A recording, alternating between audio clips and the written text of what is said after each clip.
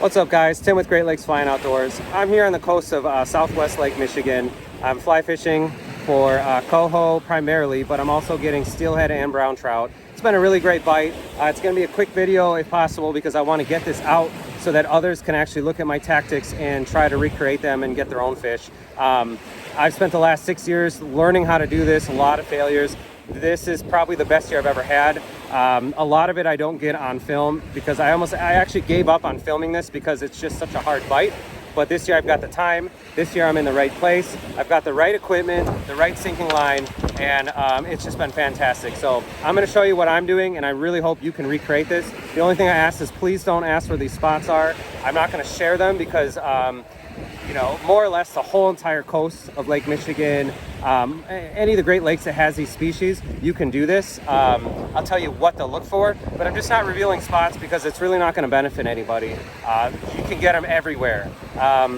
So good luck to you, and if you have any questions, please fire them my way.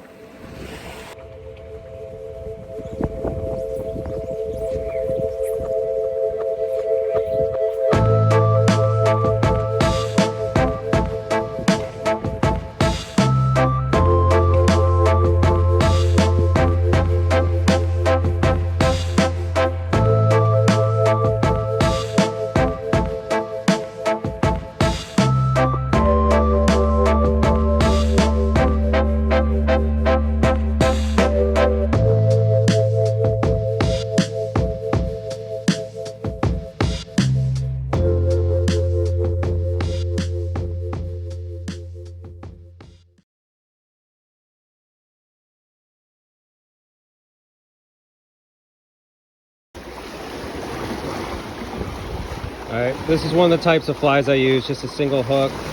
I only use a single hook if I feel like I'm getting snagged a lot in rocks. These, especially the coho, miss these all the time. You really want that stinger hook in the back. So this is just one type, flashy white, nice and bright. As you can see, the flies just get mangled. So build them for strength, not for necessarily looks. Make them look good to a coho, not to your friends.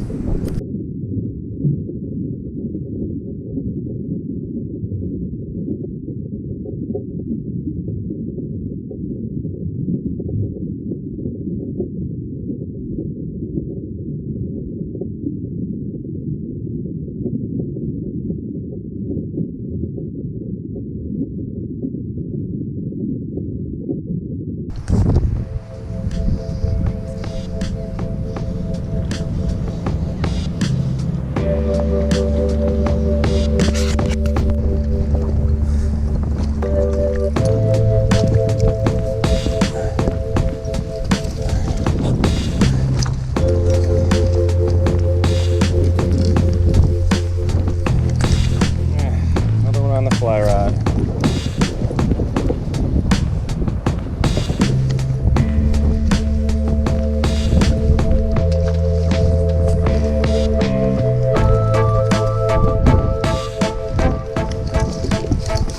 Quick catch and release.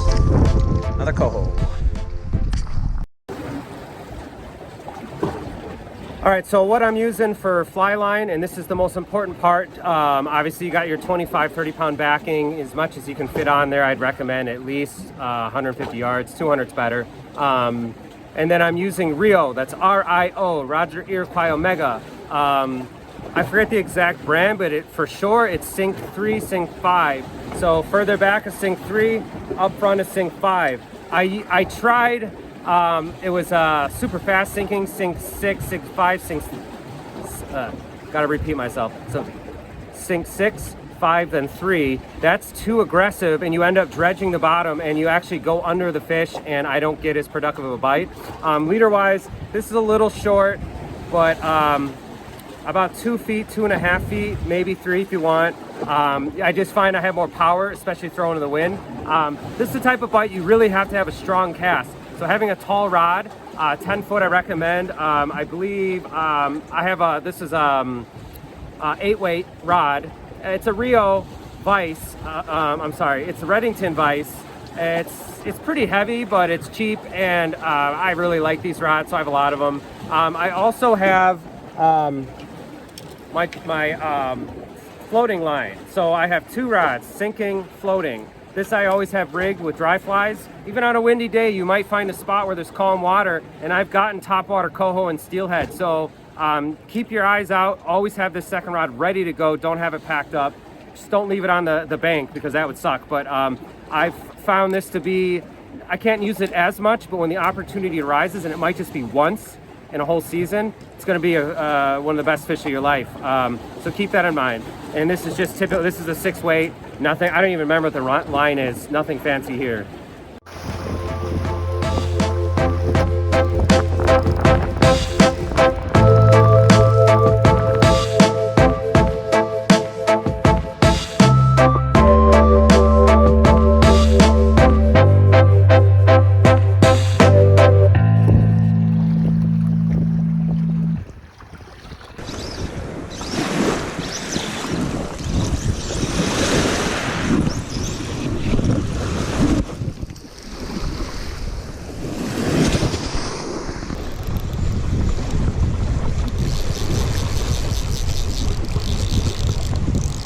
Woo! Woo hoo hoo!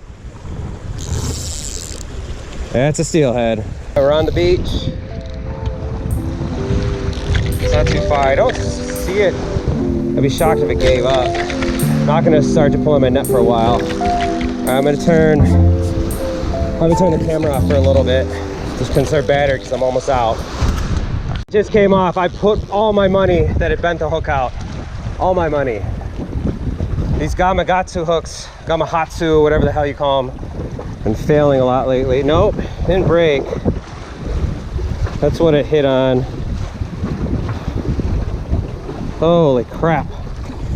Well, that was close to a 30-minute fight. At least I got the initial part of it on camera. I'm gonna hit that, I'm gonna switch it up. It's getting windy, so I'm gonna travel up the coast real quick. And then I'm gonna double back on that spot, see if I can't get another one.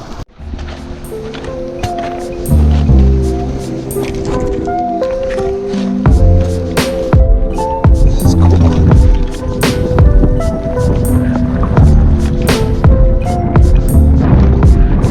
All right, got another buck. This one has been teasing me all morning. Get him on the reel here in a second. This one's a little smaller than the female I had on earlier. Should be easier to manage. Oh, stay out of the rocks.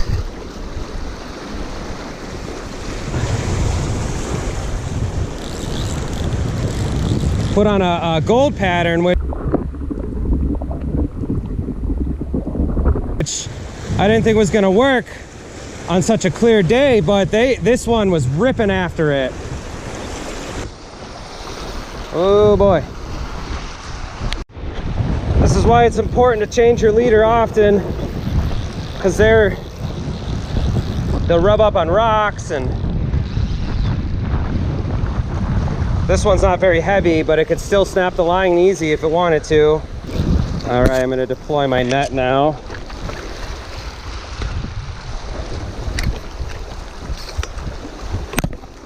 Okay. All right, this is the challenge of a 10-foot rod. Oh, he ate that. He inhaled that. Okay, he's in the net. Woohoo! Excuse my excitement here, but these fish are really hard to catch, especially on the fly rod. So I'm gonna,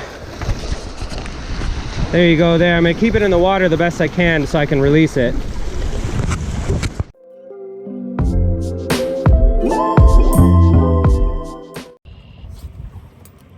All right, I did want to talk about with your floating line, you can do a setup that's basically what you do on a river. I've got a float up here, fly, fly. In this case, I tried several different patterns, worms that I've tied, different types of nymphs, stoneflies. They weren't going for it, so I just tried eggs, and sure enough, boom, hit it both days. It was on eggs, and then I also caught some on the streamer.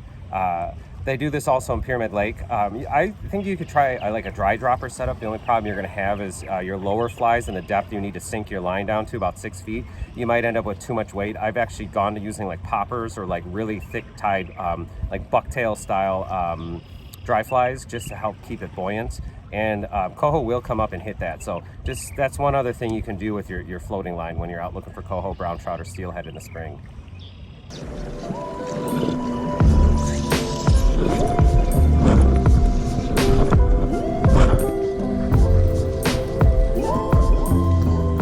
Got a big one, holy cow. Right, and I could see it's the smaller of the two, really tiny little green pattern. It's from Orvis, so I don't know if I trust the hook, so I'm gonna have to just let this one fight it out. Holy crap, it's already hurt my forearms. Let's get him on the reel.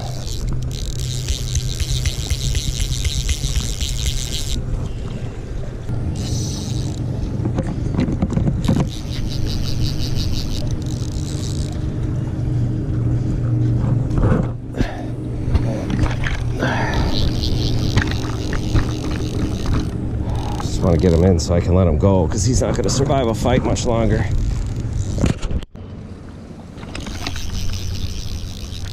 Oh, there's so much drag on the line when they run sideways like that.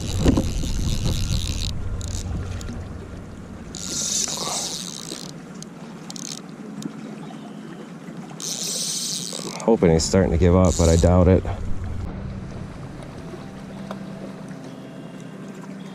Oh, man.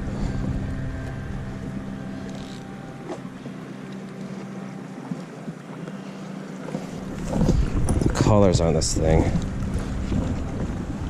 Yes! Holy cow. I didn't think that was gonna happen. Wow. Let's just give this everything time to rest for a second. Let him catch his breath. See a little kite, so it's definitely a male. Fish of a lifetime. On the fly.